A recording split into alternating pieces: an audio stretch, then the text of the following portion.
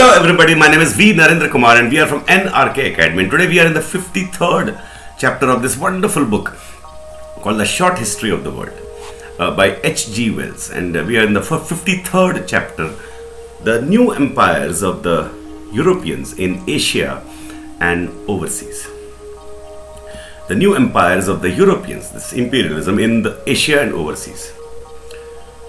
While Central Europe thus remained divided and confused, the Western Europeans, and particularly the Dutch, the Scandinavians, the Spanish, the Portuguese, the French, and the British, were extending the area of their struggles across the seas of all the world.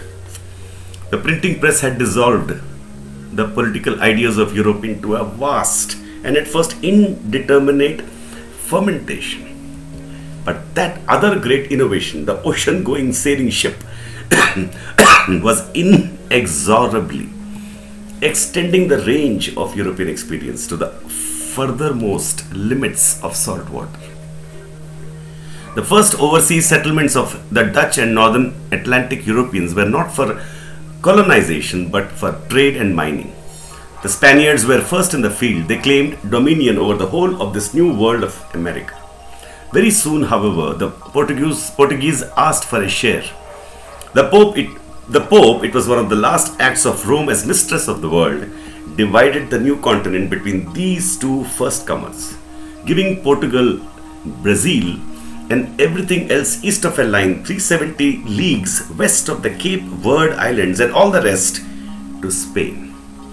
1494. The Portuguese at this time were also pushing overseas enterprise southward and eastward. In 1497, Vasco da Gama had sailed from Lisbon round the Cape to Zanzibar and then to Calicut in India.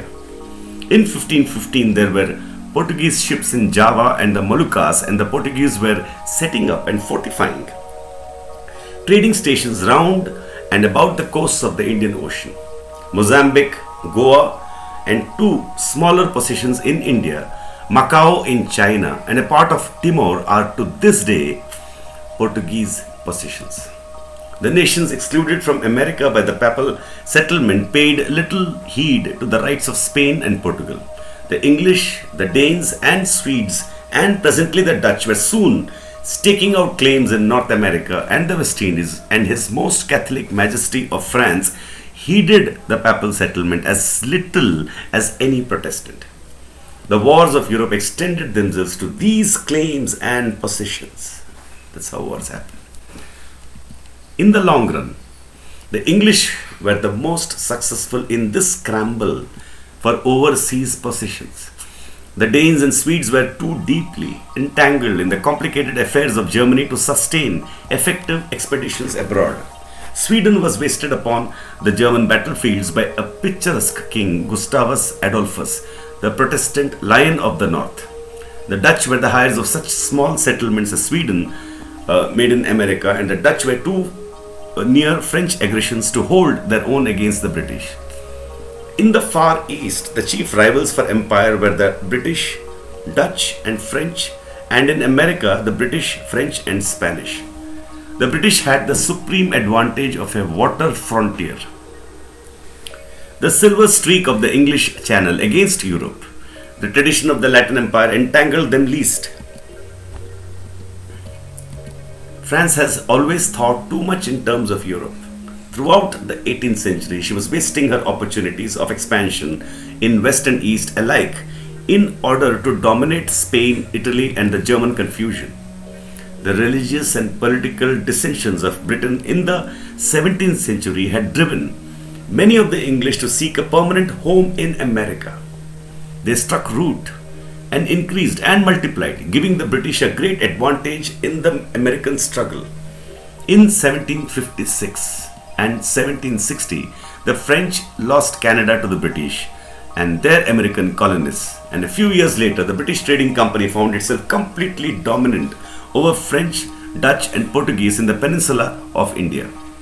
The great Mongol Empire of Babur, Akbar, and their successors had now far gone in decay, and the story of its practical capture by a London trading company, The British East India Company is one of the most extraordinary episodes in the whole history of conquest. This East India Company had been originally, at the time of its incorporation under Queen Elizabeth, no more than a company of sea adventurers. Step by step, they had been forced to raise troops and arm their ships. And now this trading company, with its tradition of gain, found itself dealing not merely in spices and dyes and tea and jewels, but in the revenues and territories of princes and the destinies of India. It had come to buy and sell, and it found itself achieving a tremendous piracy. There was no one to challenge its proceedings. Is it any wonder that its captains and commanders and officials, nay, even its clerks and common soldiers, came back to England loaded with spoils? Men under such circumstances, with a great and wealthy land at their mercy, could not determine what they might or might not do. It was a strange land to them, with a strange sunlight. Its brown people seemed a different race, outside the range of sympathy. Its mysterious temples sustained fantastic standards of behavior. Englishmen at home were perplexed when presently these generals and officials came back to make dark accusations against each other of extortions and cruelties. Upon Clive, Parliament passed a vote of censure. He committed suicide in 1774. In 1788, Warren Hastings, the second great Indian administrator, was impeached and acquitted 1792. It was a strange and unprecedented situation in the world's history. The English Parliament found itself ruling over a London trading company, which in its turn was dominating an empire far greater and more populous than all the domains of the British Crown. To the bulk of the English people, India was a remote, fantastic, almost inaccessible land to which adventurous poor young men went out to return after many years very rich and very choleric old gentlemen. It was difficult for the English to conceive what the life of these countless brown millions in the eastern sunshine could be. Their imaginations declined the task. India remained romantically unreal. It was impossible for the English, therefore, to exert any effective supervision and control over the company's proceedings. And while the Western European powers were thus fighting for these fantastic overseas empires upon every ocean in the world, two great land conquests were in progress in Asia.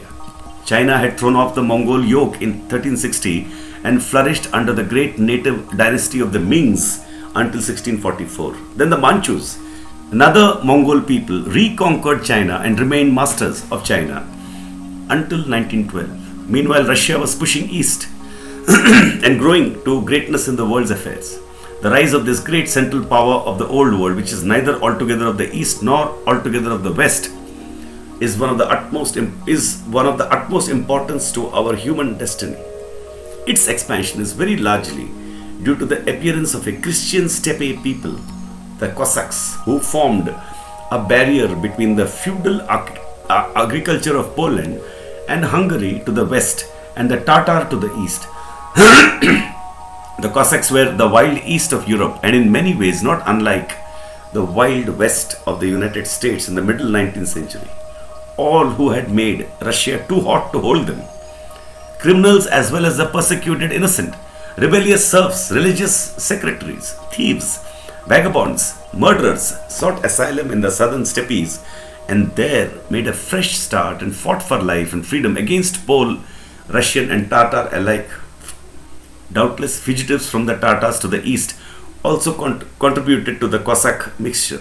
Slowly, these border folk were incorporated in the Russian imperial service, much as the Highland clans of Scotland were converted into regiments by the British government.